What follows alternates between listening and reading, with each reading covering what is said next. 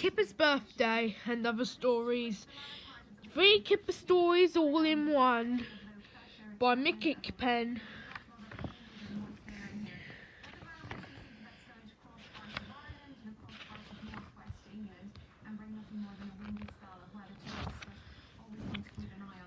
It was the day before Kipper's birthday. He was busy painting with his paints, making party invitations. In large letters he painted, "Please come to my birthday party tomorrow at 12 o'clock. Do not be late." And he hung them up to dry and set about making a cake. Kipper had never ever made a cake before. He put some currants and some eggs, and some currants and some flour, and some currants and some sugar, some currants into a bowl, and then he started to a mixture until his arm ached. Next he added some cherries and started to strutted it once more. Then he rolled it with a rolling pin and looked at what he made. "I have made a flat thing," he said. Kipper squeezed the flat thing into the oven. A cake shape watched it bake into the oven. To this surprise, it changed itself slowly into a short sheep head. It baked in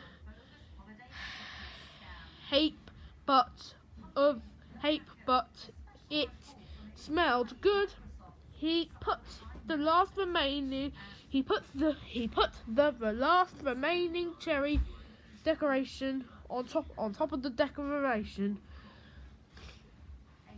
By then the party invitations were dry. "But I'll deliver them tomorrow," he yawned.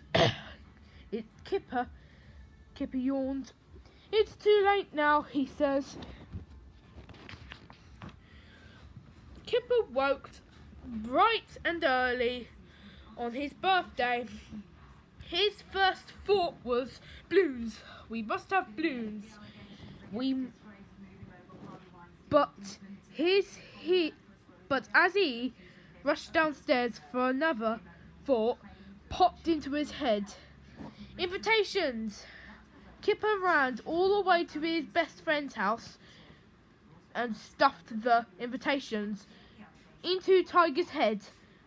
That one's yours. Those are for the others." He painted, "Can't stop balloons." When he had gone, Tiger opened the invitation. "Now, please come to my birthday party tomorrow at 12 o'clock. Please do not be late." And then he put him in his bedroom. At 12 o'clock, Kipper carefully placed the cherry on the cake on the table. And he waited, but nobody came. Not even Tiger. The cake smelled good, and Kipper began to feel hungry. At 1 o'clock, he ate the cherry from the top.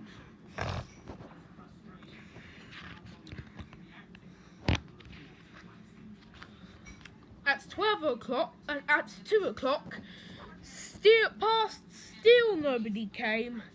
Kipper pulled off the last piece of the cake and broke it open to see if there was a cherry inside.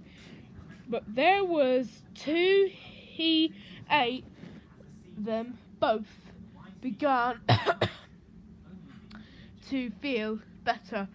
By 5 o'clock, there were no cherries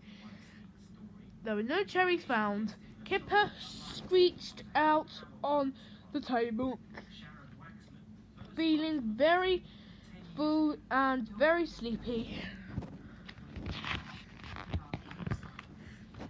Kipper slept through the evening And into the night he dreamt was that he was climbing up the mountain. He have made a cake and dodding great cake bodders. They crashed as they crashed towards him, even when the sun steamed his window. The next morning he did not wake, but paused carefully until noon. When he was woken by a knock on the door. At the door.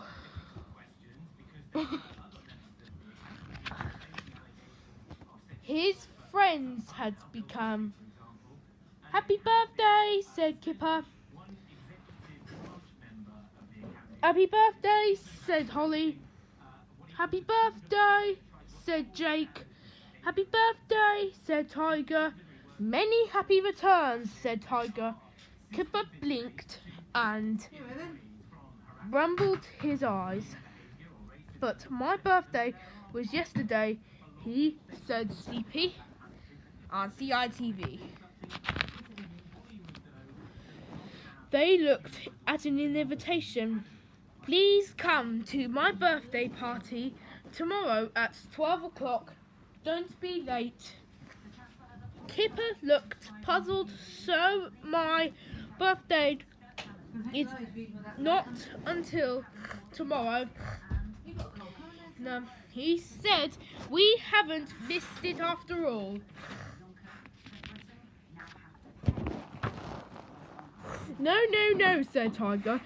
"Your birthday must have been tomorrow. The day before yesterday." Kipper looked puzzled again. Tiger went on and on and on. "So yesterday it would have been your birthday today, but today it was yesterday. You see? Do you see?" Kipper did not see. His brain was beginning to ache. So he said, "Cake, anyone?" And then he remembered that he had eaten it all. "Ooh." "Never mind," said Tiger. "Why don't we open your presents?" The presents seemed a bit odd. The first present was a napkin from Jake. The second present was some candles from Holly. But the very first useful present said Kipper, trying not to look disappointed. But the third present was the most useful at all. And it was a cake. Happy birthday!